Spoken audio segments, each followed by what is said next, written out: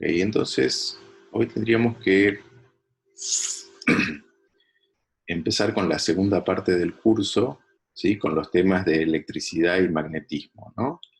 Eh, y, bueno, siempre se empieza por lo que se llama la electrostática, que es el estudio de las fuerzas que se producen entre cargas que no están en movimiento, ¿no? Y por supuesto, entonces, los temas que vamos a discutir en la clase de hoy son la idea de, o la noción de carga eléctrica, de materiales conductores y materiales aislantes, y la llamada ley de Coulomb, que es la ley que cuantifica la fuerza que se producen entre cargas eléctricas. ¿Okay? Bueno. Bueno, a ver. Antes que eso, digamos, vamos a poner un poquito en el contexto, ¿no? Lo que vamos a estudiar en esta segunda parte del curso es lo que se conoce como la interacción electromagnética, ¿no? Que es una de las 4 interacciones o fuerzas fundamentales de la naturaleza, ¿ok? En la naturaleza hay 4 tipos, o al menos conocemos hasta ahora, 4 tipos de interacciones fundamentales, ¿no? Entre las partículas, ¿sí? Una, la primera, la más cotidiana, digamos, es la interacción gravitatoria, ¿no? Que, digamos, de alguna manera, una de las características de la interacción gravitatoria es que, digamos, ningún objeto material, ¿sí? se, se escapa, digamos, a los efectos de la interacción gravitatoria, ¿sí? De que nos levantamos, literalmente, hasta que nos tiramos en la cama para dormir, sufrimos el efecto de la interacción gravitatoria. Y justamente, digamos, por ser tan cotidiana y omnipresente, es que fue la primera que se logró formalizar en una teoría, digamos, que la cuantifica y de alguna manera la explica, ¿no? Que es, digamos, la, la teoría newtoniana de la gravitación, ¿no? En el siglo XVI, que fue en realidad una primera aproximación, pero que describe, digamos, muy bien el movimiento, por ejemplo, de los planetas, y por supuesto todas las cosas que pasan, digamos, a escala macroscópica en la Tierra.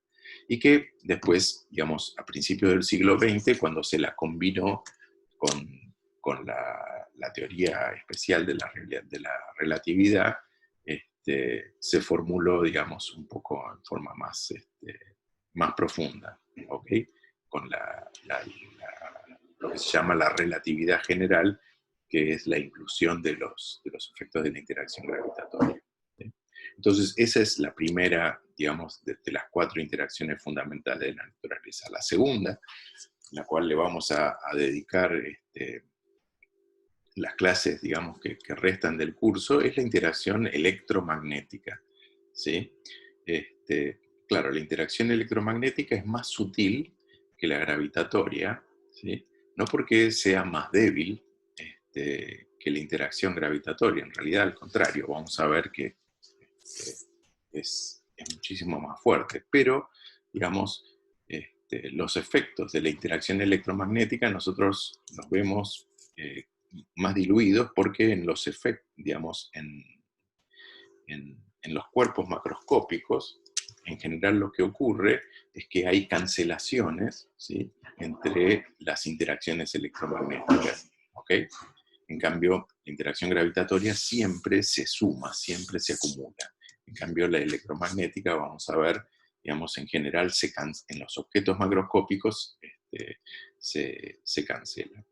Entonces, justamente como es un poco más sutil, tardamos un poquito más en entenderla y llegamos a una formulación así cuantitativa, numérica, en el siglo XIX, con lo que se llaman las ecuaciones de Maxwell, y con eso alcanzó para, digamos, de alguna manera revolucionar la tecnología, ¿sí? Que usamos nosotros, digamos, en el siglo XX. En la primera mitad del siglo XX simplemente con la versión, digamos, del electromagnetismo que se había entendido en el siglo XIX y luego, a partir de la segunda mitad del siglo XX, se combinó el electromagnetismo con la mecánica cuántica y eso dio lugar a toda la, digamos, la revolución tecnológica de lo que se llama la electrónica y que es lo que todavía no, digamos, está en evolución, ¿no? Cada día nos sorprende con una cosa nueva, ¿ok? Bueno, después las otras dos son un poco más esotéricas, ¿no? La interacción débil, que se llama débil justamente porque es del orden, típicamente del orden de 10.000 veces menos intensa que la interacción electromagnética, pero que de todas maneras tiene una importancia crucial en muchísimos procesos. Por ejemplo, la interacción vía la interacción débil es que se producen los mecanismos por los cuales, por ejemplo, el Sol adquiere su energía. Si no hubiera estos procesos asociados a la fuerza débil, no existiría, digamos, la energía radiante del Sol. También es la responsable de muchos, digamos, decaimientos, de muchas transmutaciones de elementos. Y finalmente la cuarta es la interacción fuerte, ¿sí? Que es, digamos, muchísimo más intensa que la interacción electromagnética, muchísimo más intensa de la interacción débil, gravitatoria, perdón, pero que tiene una particularidad y que es de muy corto alcance. A diferencia de las otras interacciones, la gravitatoria, la electromagnética, que son, digamos, interacciones de alcance virtualmente infinito, ¿sí? La interacción fuerte está como restringida a actuar en las dimensiones típica de un núcleo atómico. O sea, es una fuerza que solo, digamos, vive a escalas ultramicroscópicas, pero bueno, por ejemplo, es la responsable no solo de la formación y la estabilidad de los núcleos atómicos, sino también es la responsable de mantener confinados dentro de los protones y los neutrones a sus constituyentes que, digamos, hoy sabemos que se llaman quarks, ¿sí? O sea, los protones y los neutrones no son la realidad última de la naturaleza, sino que hay otros bichos más elementales, pero que la interacción fuerte los confina, dentro de los protones, los neutrones y otras partículas elementales, ¿sí? Digamos, esta interacción, justamente por ser tan escurridiza, tan esotérica, recién se pudo formalizar en la segunda mitad del siglo XX, ¿no? Y todavía la estamos estudiando. Bueno, entonces nosotros nos vamos digamos, por la importancia que tiene la interacción electromagnética, nos vamos a concentrar, y sobre todo por las aplicaciones a las que da lugar, nos vamos a concentrar en ella, ¿sí? Y suponemos que ya bastante de la interacción gravitatoria discutieron, no sé, en el curso de CBC o en el colegio. Bueno, por supuesto, si bien, digamos, es mucho más sutil que la interacción gravitatoria, la interacción electromagnética nos da montones de evidencias, ¿sí? En la vida cotidiana incluso, ¿sí? Y que generalmente están, digamos, relacionados con procesos donde hay algún tipo de rozamiento, ¿no? El típico, digamos, el típico fenómeno que se hace referencia para introducir las interacciones electromagnéticas, y en particular las interacciones electrostáticas, es, por ejemplo, cuando nosotros frotamos, qué sé yo, un peine, ¿no? Nos pasamos un peine por el pelo en un día muy seco, ¿sí? Después el peine adquiere alguna propiedad tal que cuando lo acercamos a objetos pequeños, como un pedacito de papel, lo atraen, ¿sí? Lo curioso es que si no hacemos ese proceso, digamos, de rozamiento, digamos, el peine no atrae, digamos, a los papelitos, ¿sí? Lo mismo también, qué sé yo, cuando caminamos por una alfombra de lana, ¿sí? Durante un rato y de repente tocamos un picaporte o tocamos a otra persona, ¿sí? Se produce digamos, como una especie de mini chispazo, ¿sí? Que no solo se siente, sino que incluso se puede ver, ¿sí? O lo mismo cuando uno va sentado, digamos, un rato largo en, en algunos autos, dependiente del tipo del material con que está hecho el asiento, ¿no? Uno se baja, toca el metal del auto y también sufre como una especie de chispazo, una descarga que se siente. Y finalmente, bueno, el, este, el fenómeno electrostático quizá más espectacular que vemos, que son, digamos, justamente en las tormentas eléctricas, la producción de rayos, ¿sí? Este, que es el mismo tipo de descarga que les estoy hablando, digamos, con las alfombras o los asientos del auto, pero ya en una magnitud muchísimo más importante, ¿no? Y que, digamos, de nuevo, tiene que ver con algún tipo de proceso, digamos, de rozamiento, ¿sí? Bueno, en estos procesos de rozamiento, ¿sí?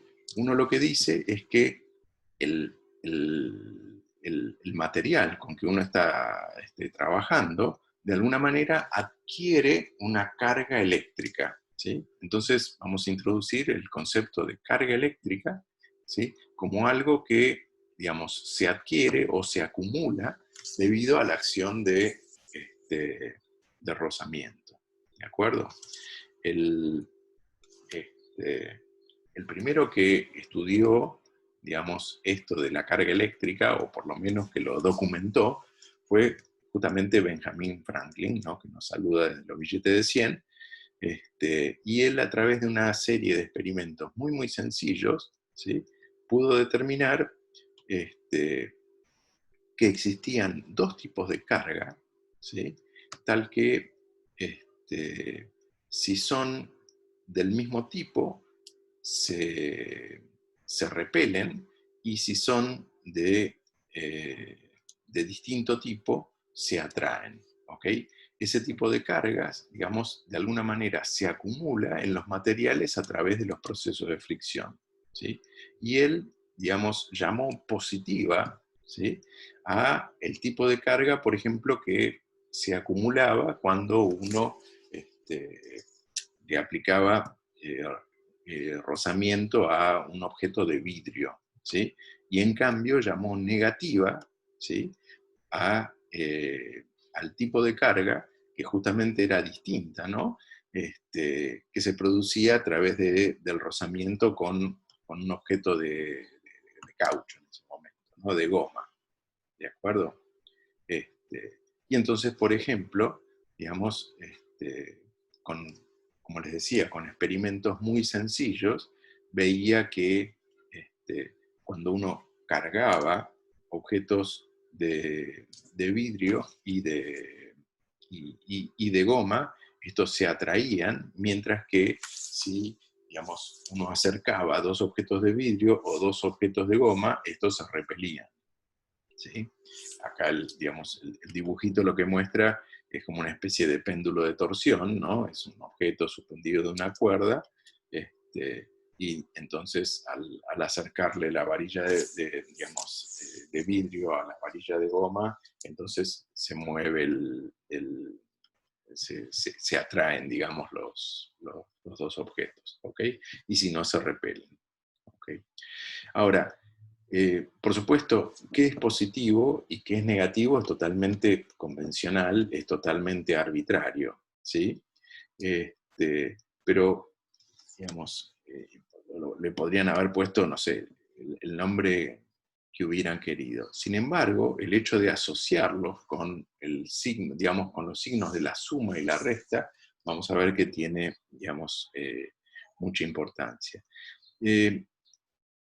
Digamos, en esta idea de carga eléctrica, ¿sí?, propuesta por Franklin, ¿no?, en el siglo XVIII, ¿sí?, las cargas, digamos, no se creaban ni se destruían por efecto del rozamiento, sino que más bien se transferían. O sea, él pudo determinar que cuando lo que ocurría cuando se producía el rozamiento era que en un objeto se acumulaban, digamos, las cargas positivas, pero en el otro, digamos, con el que estaba haciendo la fricción, se acumulaban las negativas. O sea, no era que se estaban creando de pronto cargas positivas o cargas negativas, sino que cargas positivas y cargas negativas que ya estaban, digamos, en el objeto, digamos, se transferían de uno a otro. ¿Ok?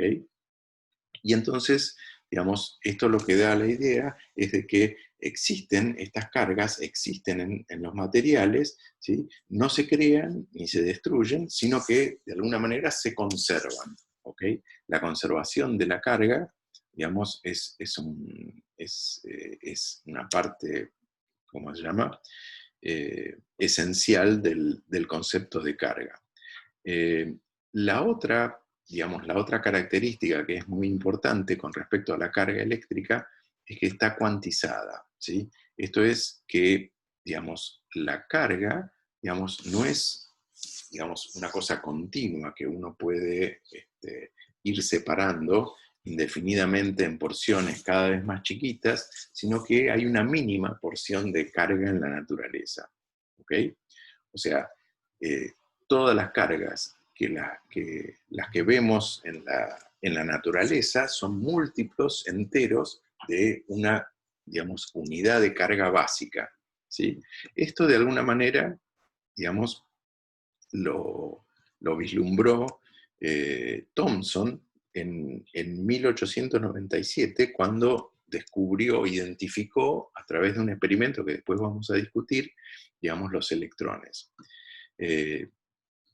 Thomson, a fines, digamos, del siglo XIX, no solo fue capaz de identificar, digamos, los electrones como una partícula, sino que, increíblemente, para la tecnología de la época, llegó a medir el cociente, ¿sí?, entre la masa y la carga eléctrica de un electrón. Y unos años después, digamos, otra persona, Millikan, digamos, efectivamente midió, ¿sí? Consiguió de alguna manera medir tanto la carga como la masa por separado, ¿no? Porque Thomson lo que había conseguido medir era el cociente entre las dos, ¿sí? Millikan, a través de un experimento muy ingenioso, consiguió medir la carga eléctrica, o lo que es lo mismo, digamos, la masa del electrón, y demostró, ¿sí?, que a través de un experimento que la carga se daba como múltiplos de la carga, múltiplos, digamos, enteros de la carga eléctrica del electrón. ¿Sí? Bueno, esto en realidad, a ver, ¿cómo lo decimos? No es del todo cierto en el sentido que los quarks, los constituyentes, digamos, de los protones, en realidad tienen una carga fraccionaria, ¿sí? Una carga que es, digamos, 1/3 o 2/3 de la carga del electrón. Entonces, digamos, la carga está cuantizada, ¿sí?, pero la unidad de carga no es la carga del electrón, sino en realidad es, digamos, es 1/3 de la carga del electrón. Pero eso, digamos, recién se pudo, digamos, entender y verificar en la segunda parte del siglo XX, cuando, digamos, se consiguieron hacer experimentos que midieran, digamos, lo que ocurría en el interior, digamos, de un protón o de un neutrón, ¿sí? Pero, digamos, de todas maneras, la idea de cuantización, digamos, era correcta, ¿ok? Bueno, ¿estamos bien hasta acá? ¿Sí? Sí. Muy bien. Entonces, a ver. También nos va a servir, digamos, introducir el concepto de materiales conductores y materiales aislantes, ¿sí?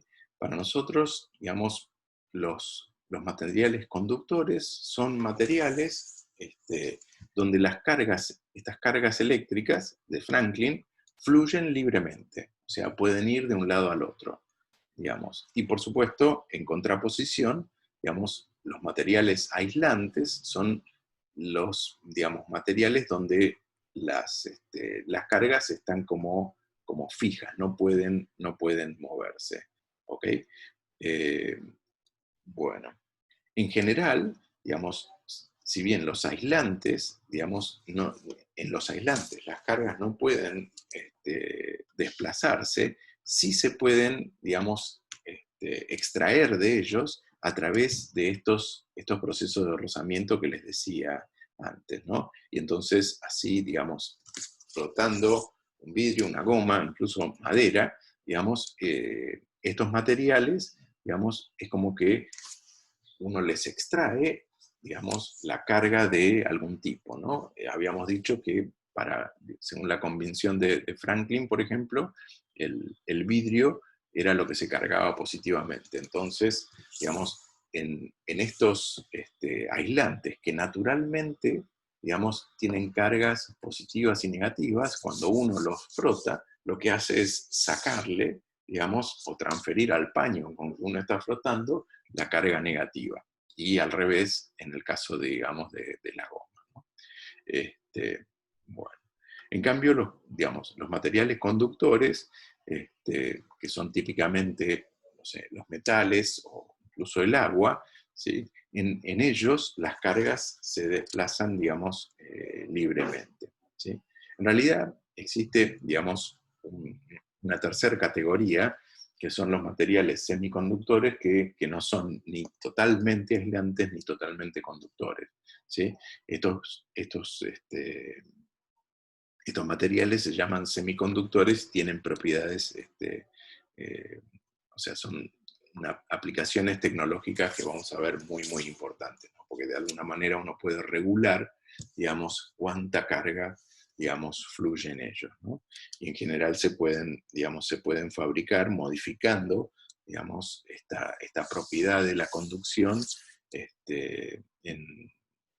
en forma muy controlada, ¿sí? Por ejemplo, añadiendo impurezas, ¿no? a materiales como el silicio, el germanio, y bueno, y da lugar digamos, a los componentes que tienen adentro de la computadora o el teléfono que están usando en este momento, ¿no? Pero bueno, eso va a ser otra cosa. Bien.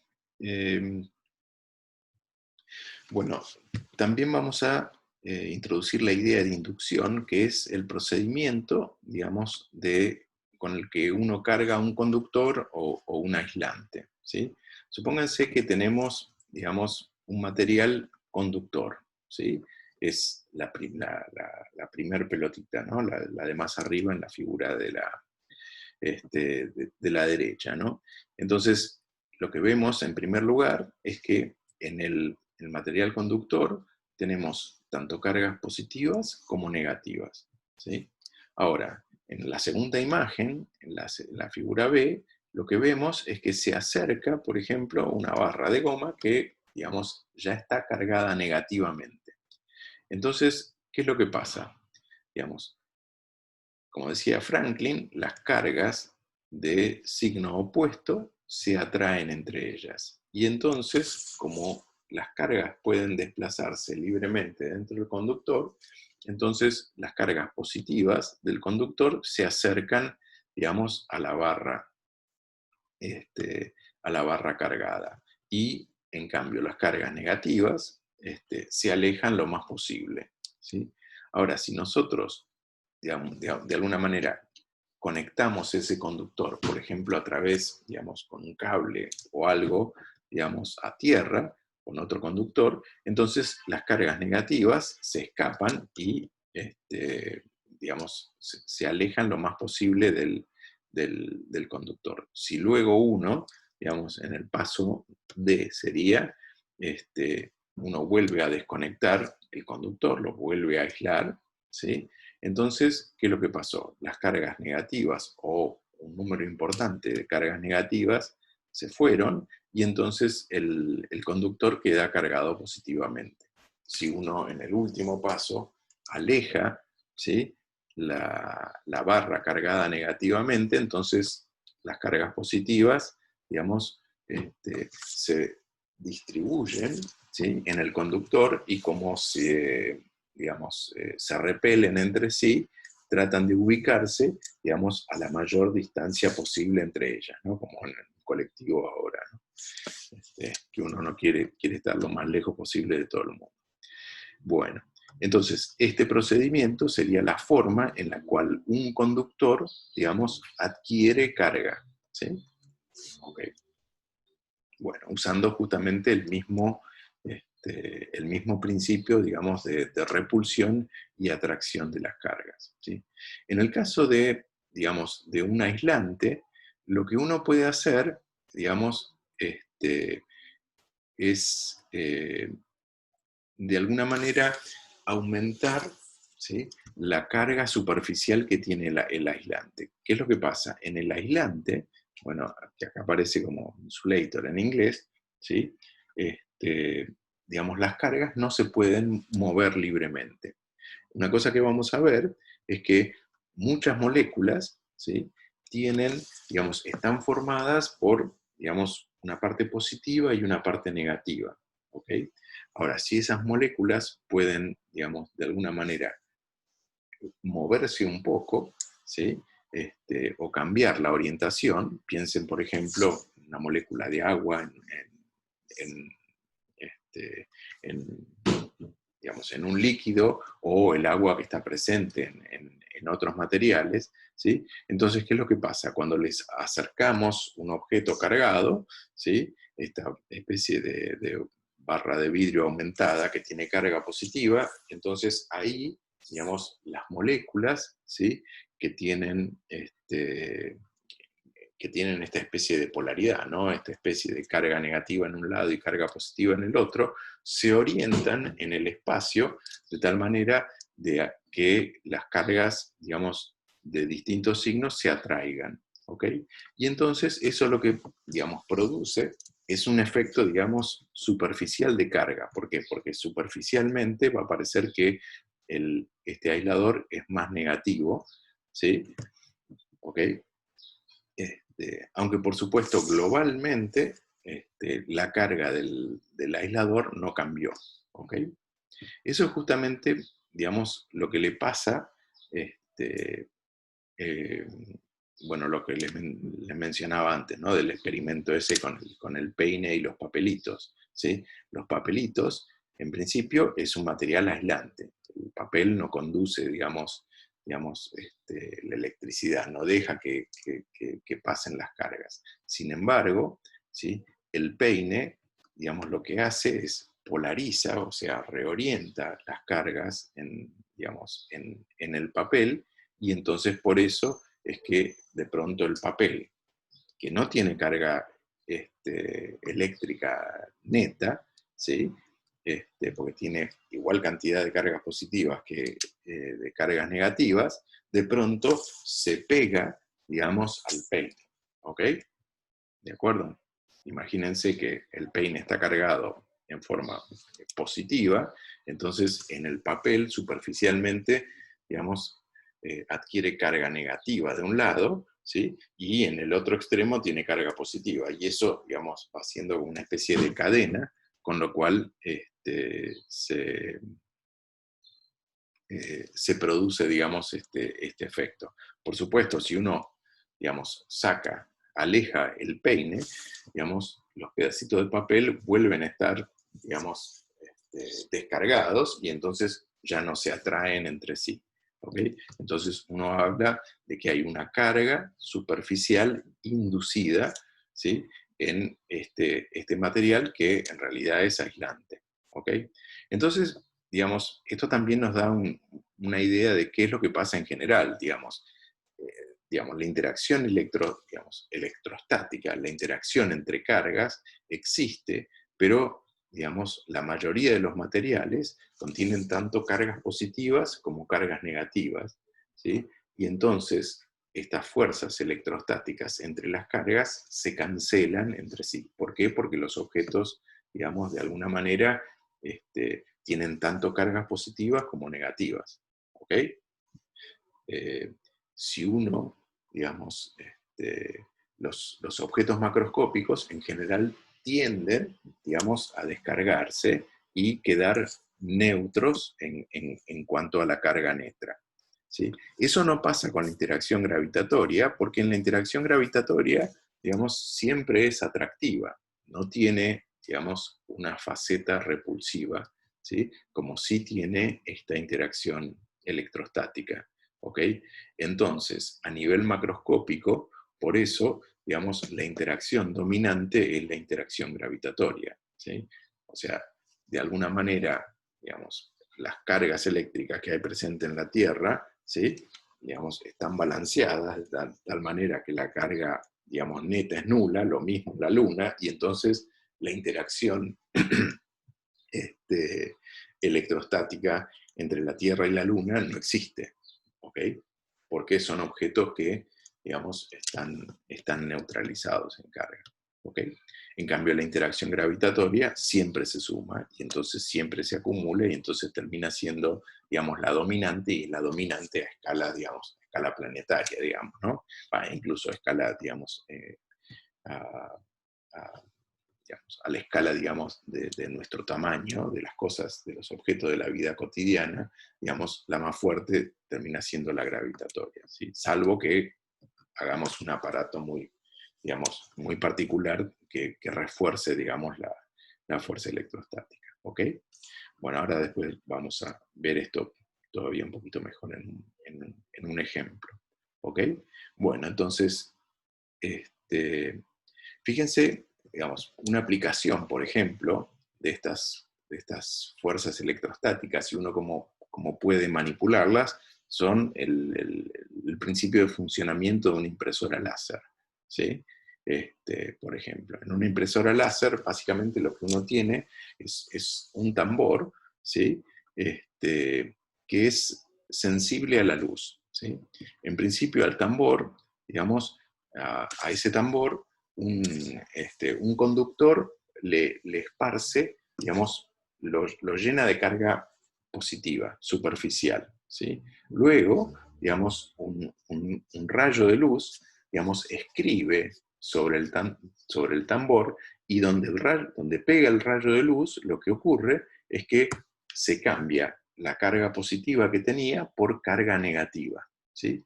Y entonces, en el trazo donde el rayo de luz escribió, ¿sí? Ahí queda acumulada, digamos, carga negativa. Después, digamos, a ese tambor uno le acerca, digamos, tinta en forma de una especie de polvillo, ¿sí? El tóner, ¿sí? Que está cargado positivamente. Y entonces el tóner va y se pega, digamos, en los lugares del tambor, digamos, donde hay carga negativa y donde no hay carga positiva, o sea, donde escribió, digamos, el haz de luz láser, ¿ok? Después, digamos, el tóner se transfiere a las hojas que están cargadas, las hojas de papel están cargadas negativamente, ¿ok? Y entonces le transfieren la tinta al papel, y luego eso después ¿cómo se llama? Se caliente, y entonces hace que la tinta se incorpore, digamos, y quede fija, digamos, en el papel, ¿ok? Entonces es una especie de, digamos, de juego con, digamos, las cargas eléctricas y estas propiedades de atraerse y repelerse que tienen, ¿sí? En una aplicación bien cotidiana, ¿sí? Otro ejemplo, digamos, de utilización de estos de efectos electrostáticos son, por ejemplo, las pinturas, ¿no? Imagínense que, digamos, supónganse que uno quiere pintar de tal manera que ¿cómo que se llama? La capa de pintura sea lo más lisita posible y que llegue a todos lados y no llegue, digamos, no se caiga al piso o no se la respire uno. Entonces, una manera muy práctica de hacerlo, ¿sí? Es darle a las gotitas de pintura carga negativa, ponerle carga positiva al objeto, digamos, que uno quiere pintar, Y entonces de esa manera uno, digamos, fuerza a que la pintura vaya hacia donde uno quiere pintar, ¿sí? Se pierda lo menos posible y además, digamos, se esparza, digamos, en forma lo más homogénea posible. ¿Por qué? Porque las gotitas de pintura con carga negativa van a ir solitas a ubicarse en el lugar donde no haya justamente, digamos, donde no haya más pintura, ¿no? Y entonces así se van, digamos, se va a nivelar especialmente. Lo mismo, digamos, hay ahora tipos de pintura o tipos de revestimiento que consisten, digamos, en un polvo, ¿sí? Que de nuevo, con el mismo principio, se lo aplica, digamos, sobre una superficie y después eso se calienta, se pone en un horno que, digamos, que inmoviliza digamos, estas partículas de polvo, ¿sí? En el objeto. Y entonces uno consigue ¿cómo que se llama?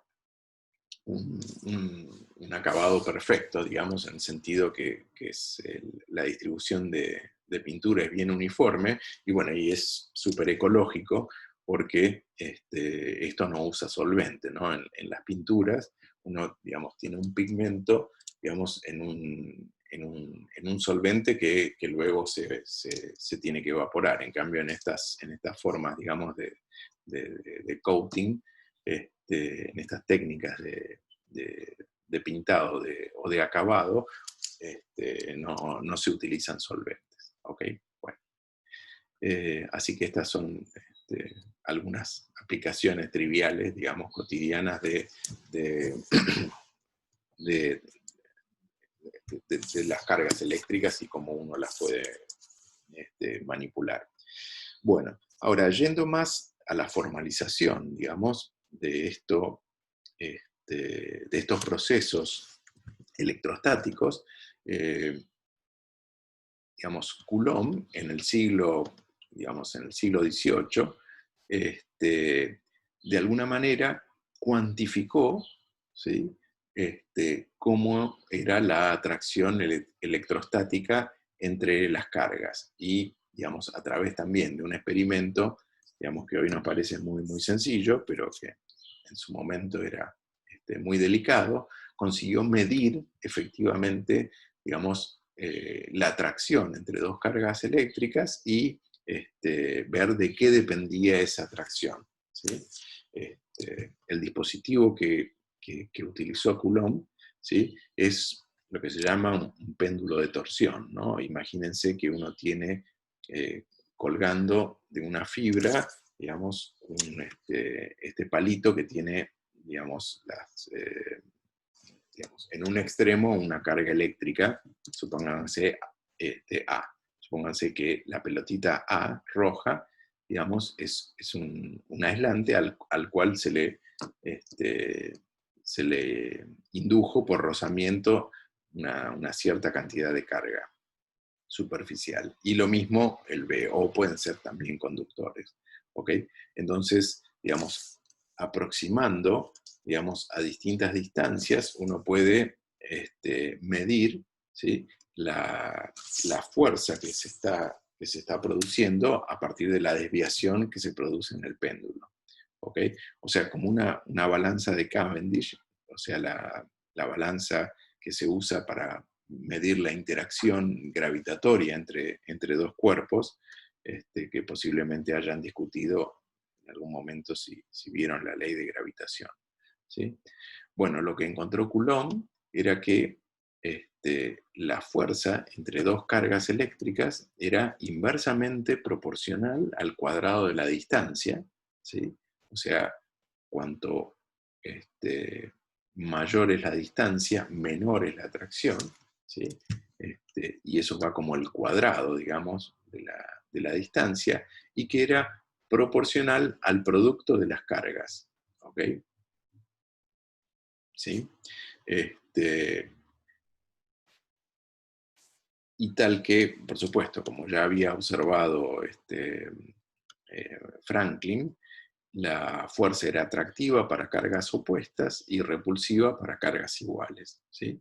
Y entonces con eso, digamos, uno entiende que la magnitud de la fuerza entre las dos cargas, es proporcional, ¿sí?, al producto de las cargas e inversamente proporcional al cuadrado de la distancia entre ellas, ¿sí? La constante de proporcionalidad, K sub B, por supuesto, depende de las unidades en que uno mida la carga y en que, digamos, uno mida la distancia, ¿sí? Bueno, por razones históricas se la llama constante de Coulomb, y también, digamos, a la unidad con que vamos a medir la carga la vamos a llamar Coulomb, justamente en honor a este señor. ¿Ok? Fíjense que la expresión que tiene, digamos, la fuerza es idéntica, digamos, es análoga a, digamos, la expresión para la fuerza gravitatoria entre dos objetos, que también es proporcional, digamos, al producto de las masas e inversamente proporcional al cuadrado de la distancia. ¿Ok?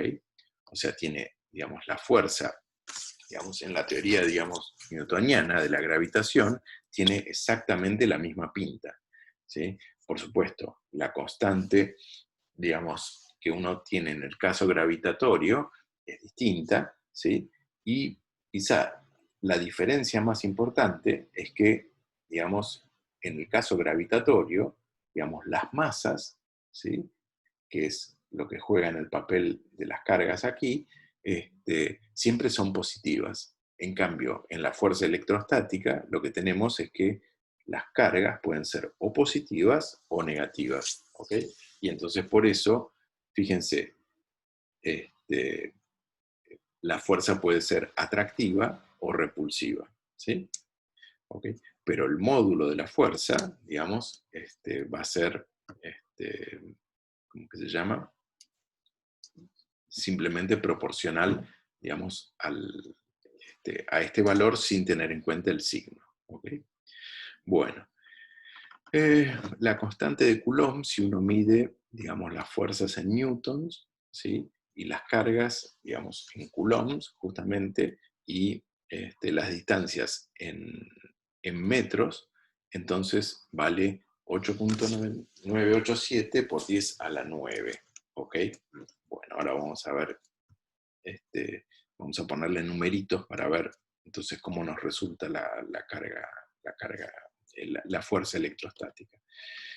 Alternativamente, digamos, algunas veces en lugar de usar la constante de Coulomb, vamos a usar, digamos, eh,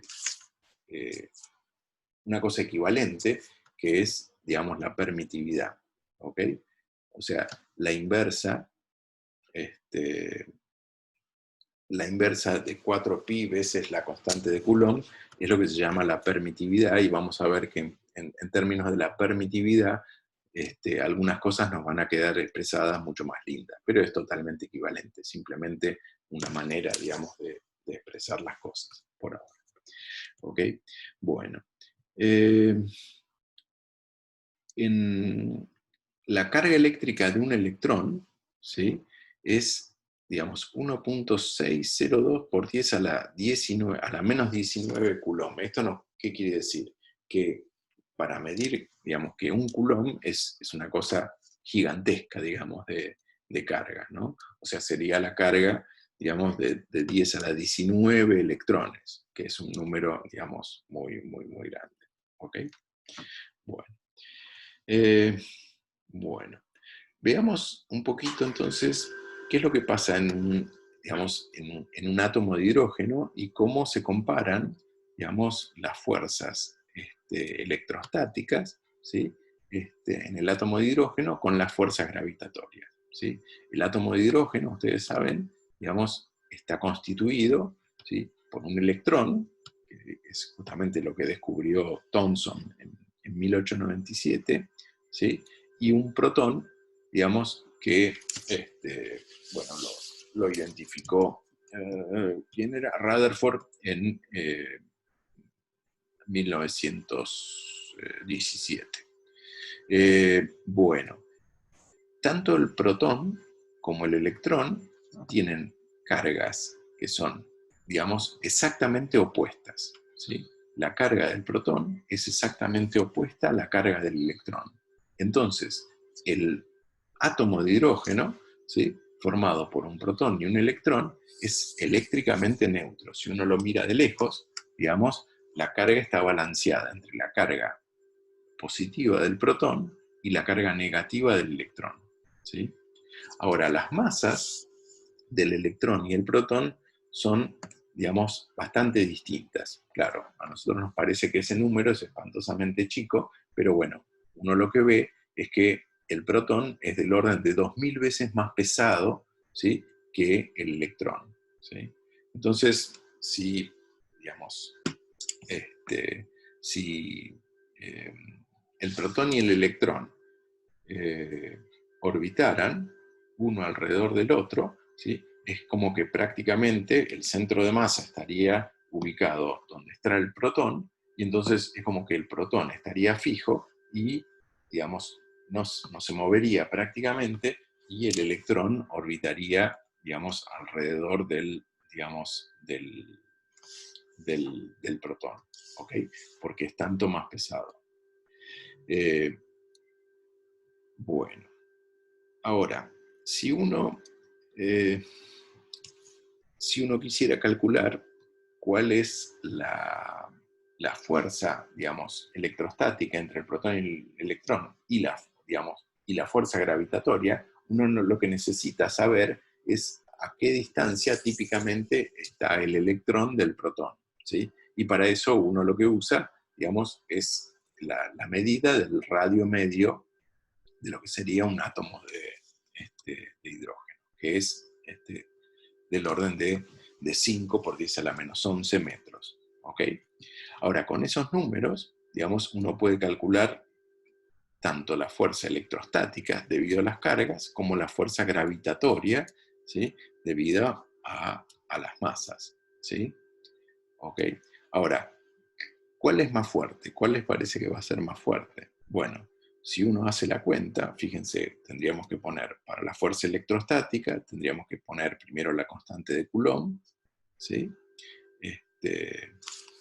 Digamos, poner el producto de las cargas, ¿sí?, o sea, la carga del electrón al cuadrado, ¿sí?, y dividir por el cuadrado de la distancia, dividir por el radio medio al cuadrado. Y eso, digamos, nos da, digamos, un número que parece muy, muy chiquito, ¿sí? 8 por 10 a la menos 8 newtons, ¿ok? ¿Sí? Por supuesto, todas las, digamos, las unidades, digamos, de las constantes y la unidad de la carga y del método están debidamente balanceadas para que el resultado final, que es una fuerza, sea, digamos, en metros. ¿Ok? ¿De acuerdo? Ahora, si uno hace lo mismo para la fuerza gravitatoria, acá, ¿qué es lo que tendría que poner? Bueno, acá tendría que poner el producto de las masas dividido el cuadrado de las distancias, que es lo que les decía antes, que es, digamos, es análogo, tiene una forma muy, muy parecida, pero, digamos, con la constante, digamos, digamos, correspondiente a la interacción gravitatoria, que es totalmente distinta, ¿sí? ¿Ok? Bueno, si uno hace eso, ¿ok?, y vuelve a hacer el producto, lo que encuentra es que la fuerza gravitatoria, fíjense, es espantosamente más chica, ¿ok?, que la fuerza electrostática, ¿sí? Fíjense, el cociente entre las dos es 2 por 10 a la 39. O sea, es, no sé, no tiene ni nombre eso, ¿ok? O sea, la fuerza electrostática, ¿sí?, es 10 a la 39, digamos, veces más intensa que la fuerza gravitatoria. Eso quiere decir que, digamos, la atracción gravitatoria es prácticamente, digamos, despreciable comparada con la atracción, digamos, electrostática entre las dos cargas. Por eso les decía, digamos, no es que la fuerza electromagnética sea menor que la fuerza gravitatoria en términos de intensidad, ¿ok? Sino que en general, en los objetos macroscópicos, las cargas están, digamos, están balanceadas, los objetos no tienen carga neta, y entonces la interacción electrostática está como se cancela entre las distintas partes del objeto macroscópico. ¿Ok? ¿Sí? Bueno. Y entonces, esta es, digamos, acá, bueno, la pregunta, ¿por qué gana la gravitación en la dinámica de los planetas? Y ahora, a ver si me contestan ustedes, ¿por qué me gana?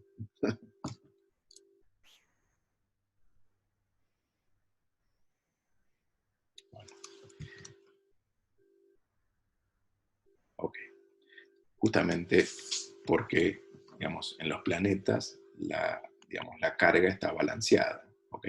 Y entonces la fuerza electrostática no cuenta. Y en cambio, la fuerza gravitatoria se suma, ¿ok? Bueno, muy bien. ¿Qué más? Por supuesto, digamos, las fuerzas, ustedes se acuerdan, digamos, es una magnitud vectorial, ¿sí? Que, digamos, además de tener una intensidad, ¿sí? Siempre tiene una dirección y un sentido, ¿ok? Entonces, para representarlas, nosotros la representamos por un vector, ¿sí? Yo voy a usar la convención, digamos, los vectores, digamos, van a ser estos, los voy a representar en negrita, ¿ok? Para distinguirlos de las cantidades escalares, ¿sí? Entonces, por ejemplo, si yo quiero representar, ¿sí?, la fuerza entre dos cargas, ¿sí?, yo la voy a representar por un vector, ¿sí?, que es un objeto que tiene tres componentes, porque, digamos, no solo me dice cuánto es la magnitud, sino también me especifica cuál es la dirección, ¿sí?, y el sentido que tiene, ¿sí? Y entonces, por ejemplo, para representar la fuerza entre dos cargas, ¿sí?, yo voy a usar la convención de que la fuerza ejercida por la carga 1 sobre la carga 2, la voy a llamar F12, ¿sí? ¿Qué va a hacer? Va a ser, digamos, va a tener un módulo, va a tener una intensidad que, como dijimos antes, es el producto de las cargas sobre el cuadrado de la distancia con la, digamos, la constante de Coulomb. Y además, fíjense, va a tener la dirección, ¿sí?, de un vector de módulo 1 que va, digamos, de la carga 1 a la carga 2. ¿Ok? Fíjense, acá en la figura lo que tenemos son dos cargas que tienen, digamos, el mismo signo. Entonces, si son dos cargas con el mismo signo, estas dos cargas se repelen entre sí. ¿Ok? Bueno, ahora, la fuerza, digamos, que experimenta cada una de ellas, ¿sí?, tiene la dirección de, digamos, de la línea que las une. ¿Ok? ¿Sí?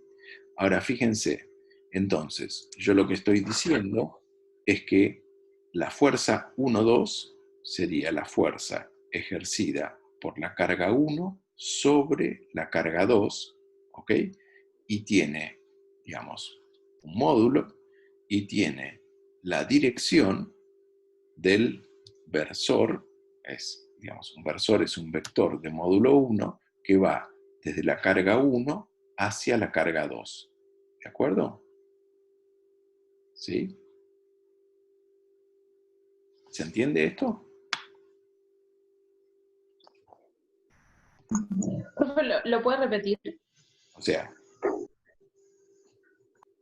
nosotros vamos a decir, si tenemos dos cargas, Q1 y Q2, como la de la figura, ¿sí?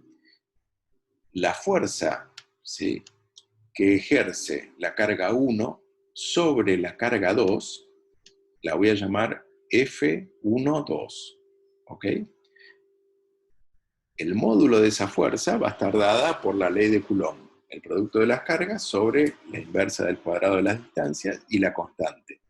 Y la dirección de esa fuerza va a estar dada por el vector de módulo 1, R sombrerito, que va desde 1 hacia 2. ¿Ok? ¿De acuerdo? Ahora, digamos, uno no puede tener una fuerza, digamos, no puede haber sobre un objeto una fuerza si no hay una fuerza igual y contraria, digamos, ejercida sobre el otro objeto. ¿Ok? Entonces, al mismo tiempo que yo tengo la fuerza F12 sobre la carga Q2, ¿sí?, voy a tener una fuerza F21 que vendría a ser la fuerza ejercida por la carga 2 sobre Q1, ¿sí?, y que es igual y contraria. ¿Ok? Digamos, eso sería, digamos, el principio de acción y reacción de Newton, ¿sí? O sea, siempre las fuerzas, digamos, vienen, digamos, de a pares de acción y reacción. ¿Ok? Ahora, en el caso de que yo tenga, digamos, dos cargas, como en la figura B, que tienen signos opuestos, ahí, fíjense que la fuerza va a ser atractiva. ¿Ok? Las cargas van a tender, digamos, a atraerse. Y entonces las direcciones de las fuerzas van a ser, digamos, el opuesto de lo que ocurría antes. ¿Sí?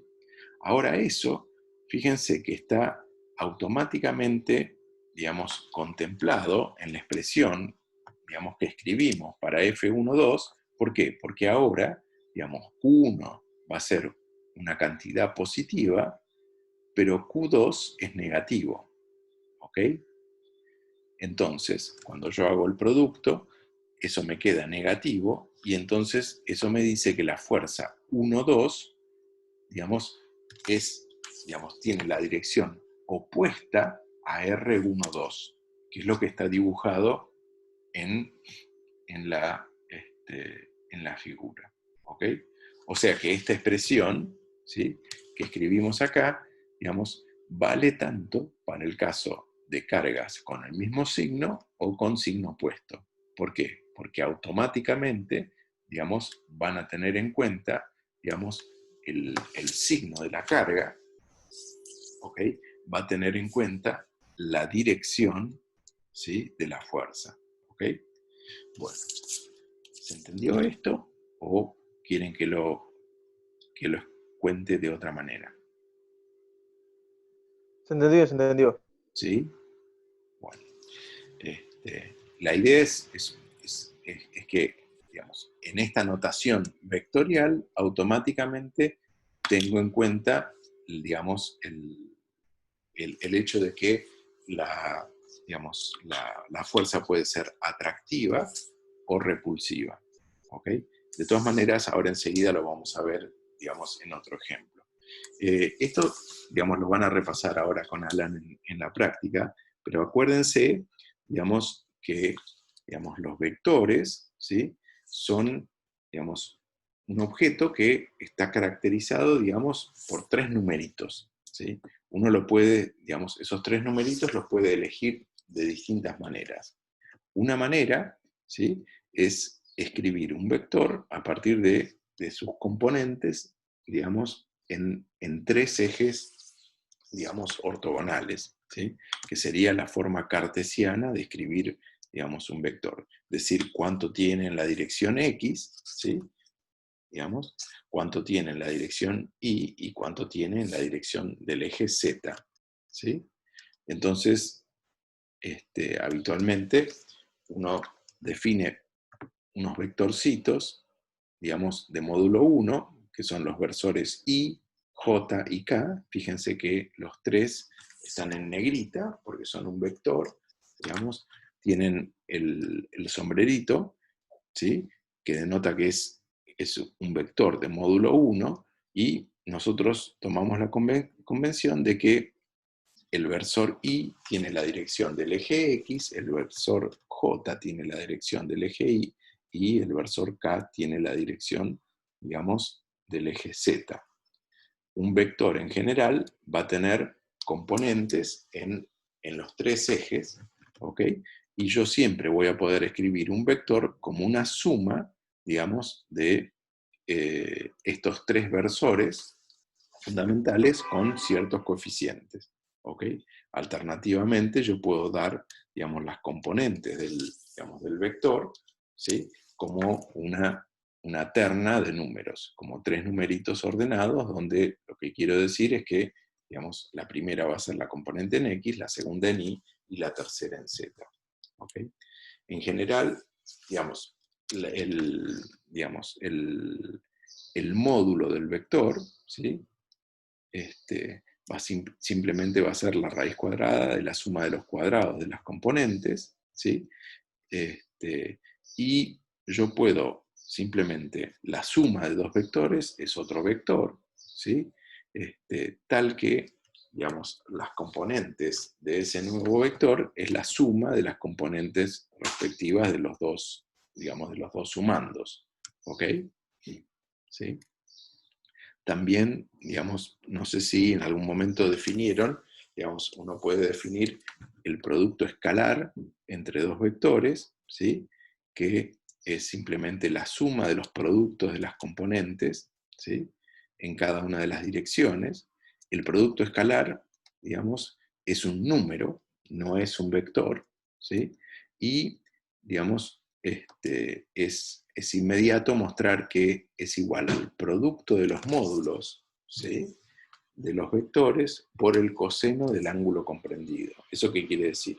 Que si yo tengo, supónganse, dos vectores A y B paralelos, el producto escalar va a ser simplemente el producto de los módulos de A por B. Ahora, si, digamos, no son paralelos, ¿sí? Y forman un ángulo entre ellos, entonces el producto escalar va a ser el producto de los módulos por el coseno del ángulo comprendido, y eso que me va a hacer, claro, digamos, si el ángulo es chico, ¿sí? Va a ser prácticamente, el coseno va a ser prácticamente 1, y entonces va a ser prácticamente el producto de los módulos. Pero, por ejemplo, si los dos vectores son perpendiculares, ¿sí? Digamos, entonces el coseno de 90 es 0, y entonces el producto escalar va a ser 0, ¿ok? Y si, digamos, el ángulo está entre 90 y 180, ahí el producto escalar va a ser negativo, ¿ok? ¿Sí? Entonces, lo que me dice el producto escalar es el producto, digamos, de un vector, ¿sí? Digamos, es el producto del módulo 1, del módulo de 1, por la componente, digamos, del segundo en la dirección del primero, ¿ok? Bueno. Y bueno, y también otro tipo de producto que vamos a utilizar, digamos, es el producto vectorial, ¿sí? Ahora, el producto vectorial, como resultado, es un vector, ¿sí? Y el módulo de ese vector es el producto de los módulos por el seno del ángulo comprendido, ¿ok? Pero bueno, esto después lo van a repasar en la práctica, ¿ok? La dirección del vector D, resultado del producto vectorial, ¿sí? Es perpendicular tanto a A como a B. ¿Ok? Bueno. Bueno, entonces veamos un ejemplito. Supónganse que tenemos tres cargas, ¿sí? Tenemos tres cargas eléctricas, ¿ok? Que están ubicadas en los vértices de un triángulo rectángulo, ¿ok? Como se muestra en la figura. Tal que los catetos del triángulo miden, digamos, una distancia A, ¿ok? Y en el vértice correspondiente al ángulo recto, yo ubico una carga negativa, ¿sí? Mientras que en los otros dos vértices ubico cargas positivas, ¿ok? Y entonces, supónganse que la carga negativa, digamos, vale, digamos, 2 microcoulomb, ¿sí? Y por supuesto es negativa, mientras que las cargas positivas valen 5 microcoulomb, o sea, coulomb por 10 a la menos 6. ¿Ok? Y entonces la pregunta es, si la distancia vale, no sé, 10 centímetros, ¿ok? ¿Cuál es la fuerza que está actuando sobre cada una de las cargas? ¿Ok? Entonces, para eso, digamos, lo que vamos a usar es un principio, digamos, muy importante, que es el principio de superposición. O sea, la idea es que, digamos, la fuerza que actúa sobre digamos, cada una de las cargas es la suma de las fuerzas que actúan, las fuerzas, digamos, asociadas a las otras cargas que están presentes. ¿Ok? Entonces, de nuevo, voy a usar esta expresión vectorial de la ley de Coulomb, ¿sí? Y entonces, fíjense, primero lo que voy a hacer es elegir, digamos, un sistema de referencia. Voy a elegir, digamos, dónde pongo, digamos, mi origen de coordenadas, ¿sí? Y hacia dónde apunta el eje X y hacia dónde apunta el eje Y. Fíjense que si no hago esto, entonces no puedo escribir un vector. O sea, un vector siempre está referido a un sistema de coordenadas. ¿Ok? Bueno, entonces supónganse que yo elijo poner el origen de mi sistema de coordenadas en la carga, digamos, esta que llamamos Q1. ¿Ok?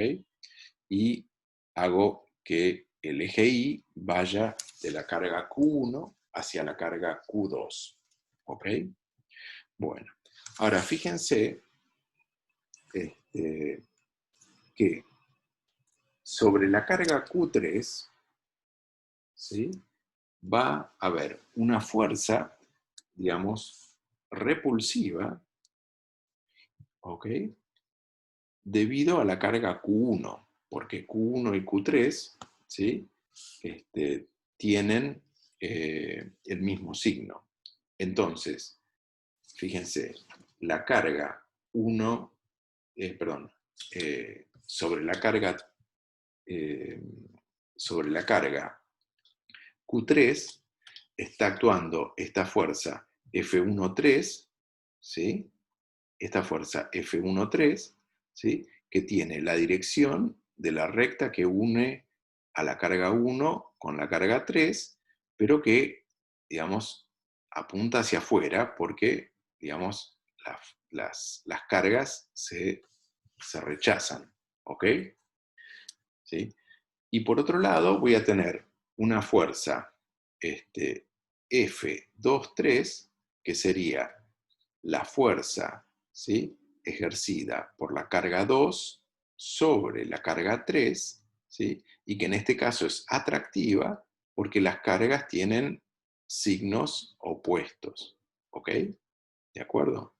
Ahora, digamos, la fuerza total ejercida sobre la carga 3 va a ser la suma vectorial de estas fuerzas F1,3 y F2,3. ¿Ok? ¿De acuerdo? Bueno, entonces, para calcular la fuerza neta actuando sobre la carga Q3, voy a calcular, digamos, estas dos fuerzas individualmente. Empecemos por la fuerza 2,3, que es la fuerza ejercida por la carga 2 sobre la carga 3. O sea, la que siente la fuerza es la carga 3.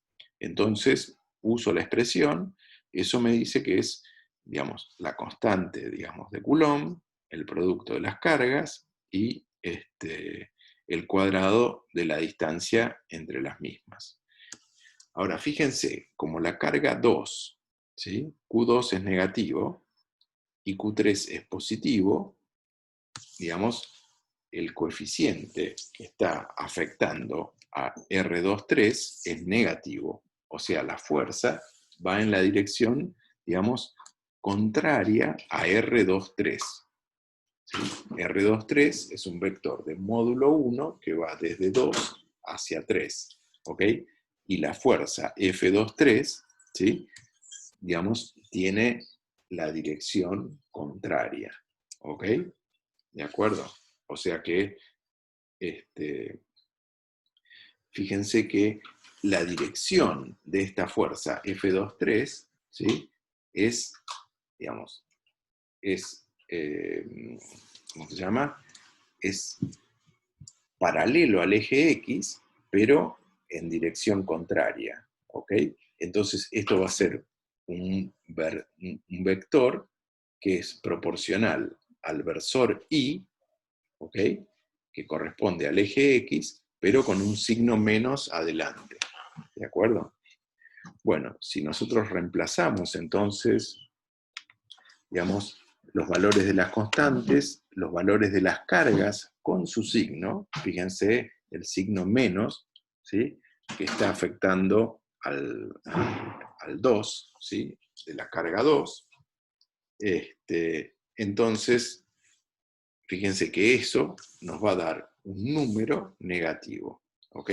Y el versor R23, fíjense que es el versor que va de la carga 2 a la carga 3, entonces tiene la dirección del eje X, ¿sí? Y entonces por eso aparece este I que yo, digamos, escribí ahí, ¿ok?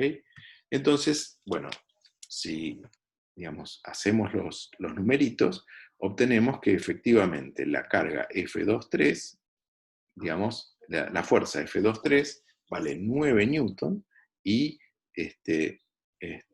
¿cómo que se llama? Está en la dirección de menos el versor Y, o sea, está en la dirección opuesta al eje X. ¿Ok? ¿Estamos? Sí. ¿Sí? Bueno. Ahora, digamos, bueno, el microcoulomb, como les había dicho, es 10 a la menos 6 coulomb, ¿no? Bueno, ahora, la fuerza F13 va a tener la dirección del versor R13, que es un versor que, digamos, sale de la carga 1 y va hacia la carga 3. ¿Ok? En este caso, las dos cargas, Q1 y Q3, tienen el mismo signo, ¿ok? Entonces, el coeficiente va a ser positivo, ¿ok? Y acá lo que tengo que notar es que, digamos, el versor R13 yo lo puedo descomponer, ¿sí? En una componente en la dirección del eje X, que es ese vectorcito rojo, ¿ok? Que tiene la dirección del eje X, y una componente en la dirección del eje Y, que es el vectorcito verde, ¿ok? Que apunta hacia arriba, ¿ok? Fíjense que como el triángulo es un triángulo rectángulo, ¿sí? Y los catetos son iguales, entonces el ángulo que forma R13 con el eje X, ¿sí? es de 45 grados, ¿ok? Entonces, yo puedo escribir el versor R13, ¿sí? Digamos, por su componente en el eje Y, ¿sí? Que sería el módulo del versor, que vale 1, por coseno de 45, la proyección en el eje Y, ¿sí? Más, digamos, módulo del versor, que vale 1, por seno de 45, me da la componente en el eje Y, ¿ok? Y entonces eso es versor J, ¿ok? Entonces, el R13 yo lo puedo, digamos, escribir en términos de, digamos, de los versores I y los versores J, ¿ok? Entonces, simplemente si evalúo el coseno de 45, que es igual al seno de 45, es 0.0707, ¿ok? Y entonces simplemente sustituyo, ¿ok? Multiplico por, digamos, el módulo, que es lo que obtuve antes, y entonces efectivamente obtengo, ¿sí?, la fuerza F13, que tiene una componente en la dirección X y una componente en la dirección Y. ¿Ok? Ahora, la fuerza total, actuando sobre 3, ¿ok? La voy a denotar F3, simplemente porque es la fuerza total que ejercen todas las cargas, la suma de las cargas sobre la fuerza 3, es la suma vectorial de las otras dos, ¿ok? Claro, si yo sumo, fíjense que el resultado de esa suma, ¿ok?, va a tener una componente en la dirección X, una componente en la dirección Y. La componente en la dirección X, ¿sí?, va a ser ligeramente negativa, ¿no? Porque, digamos, la fuerza 2,3, ¿sí?, era negativa y, digamos, es un poquito más grande que la componente en X de la fuerza 1,3. ¿Ok? Entonces, digamos, la componente en X, ¿sí?, de la fuerza suma, de la resultante de las dos, ¿sí?, es ligeramente negativa. ¿Ok? ¿Eso qué quiere decir? La suma de F2,3 y F1,3 es un vector, ¿ok?, que va a apuntar, digamos, va a tener una componente en la dirección Y, ¿ok?, positiva, y una componente en la dirección X negativa. ¿Ok? ¿Qué más? El módulo de esta fuerza, de la fuerza total, simplemente va a ser la raíz cuadrada de la suma de los cuadrados de las componentes. ¿Ok? Y si yo quiero, digamos, obtener el ángulo, tendría que ser, digamos, el ángulo que forma, por ejemplo, la fuerza F3 con el eje X, tengo que, digamos, usar, digamos, el arco tangente, o sea, usar el hecho de que la tangente, ¿sí?, es la componente, digamos, la componente en Y dividido la componente en X, ¿ok? ¿Sí? Bueno, para esto tienen que tener algún cuidado, ¿sí? ¿Por qué? Porque, supónganse, en este caso, ¿sí?, la componente en Y es positiva, ¿sí?, 7,9. Ahora, la componente en X es negativa, ¿ok? Ahora, si ustedes ponen ese cociente en una calculadora, ¿sí?, la calculadora no sabe, digamos, cuál de los dos números es positivo y cuál de los dos números es negativo, ¿sí? ¿Ok?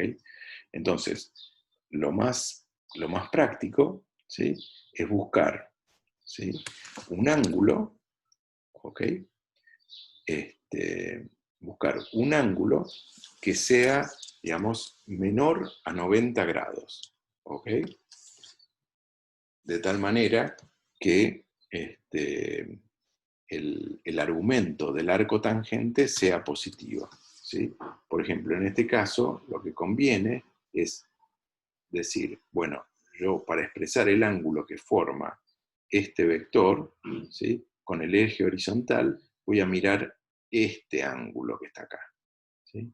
Este ángulo que está acá, fíjense que es, a ver, que es menor que 90 grados, ¿sí? Ahora, este ángulo que está acá, menor que 90 grados, ¿sí?, la tangente de ese ángulo va a ser la componente en Y dividido la componente en X, ¿ok? Entonces, si yo hago arco tangente de 7,9 dividido 1,1 positivo, voy a obtener este ángulo que está acá, ¿sí? Y este ángulo que está acá me va a dar, ¿cuánto sería? 82 grados, ¿ok? Después de ahí deduzco que, está bien, el complementario de digamos, el complementario, que es el ángulo que forma, digamos, este vector con el eje X, ¿sí?, va a ser el complementario de ese que yo calculé, ¿sí? Y efectivamente van a ver que ese sí entonces es 98. No sé si si se entendió esto o es demasiado confuso.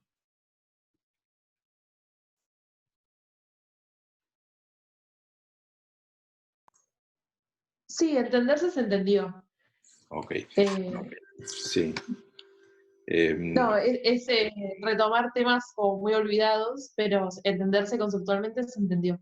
Ok, bueno, en la práctica, digamos, después van a hacer un repaso de todo lo que es vectores, etcétera, y antes de hacer cualquier ejercicio, Alan les va a recordar todas estas cosas de vectores y de trigonometría, ¿sí?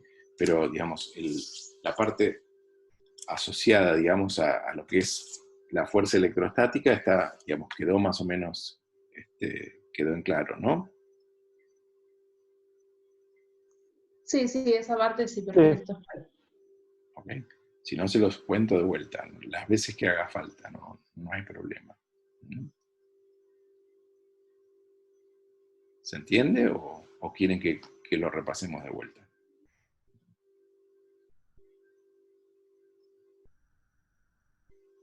Estoy quedando sin conexión. sí, se entiende. Bueno, cualquier cosa me vuelven a preguntar o le preguntan a Alan, ¿ok? Bueno, ¿qué más? Bueno, con esto entonces yo pararía por hoy, y la clase que viene vamos a introducir el siguiente concepto, que es el concepto de campo eléctrico, ¿ok?